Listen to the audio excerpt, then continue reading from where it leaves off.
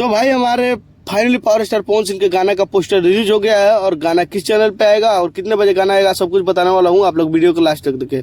और बता दे भाई, पावर स्टार पवन सिंह का ये गाना SSB रिकॉर्ड भोजपुरी चैनल पे रिलीज होगा, तो आप लोग जाके सुनिए। एक छोटा सा चैनल है। और उसके बाद बात करते हैं, गाना का नाम है दिलवा ले जा रुमाले में। बहुत ही तगड़ा गाना है और गाना का लिखे हैं निक्की निहाल, जो कि बहुत ही ज़बरदस्त राइटर हैं। और प्रियांशु सिंह का म्यूजिक है, जो कि पवन सिंह का जो भी गाना लाते हैं प्रियांशु सिंह कुछ अलग ही बनाते हैं और बहुत ही तगड़ा गाना है।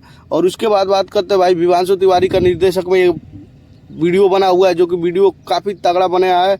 और बता दे भाई, ये विवांशु तिवारी जो कि गाना बनाए थे काला ओढ़नी, जो कि बहुत ही तगड़ा बनाए थे, उसी लेवल का ये भी गाना है। और ये गाना में पवन सिंह का लुक आप लोग देख के दिमाग हिल जाएगा, बहुत ही तगड़ा लुक है।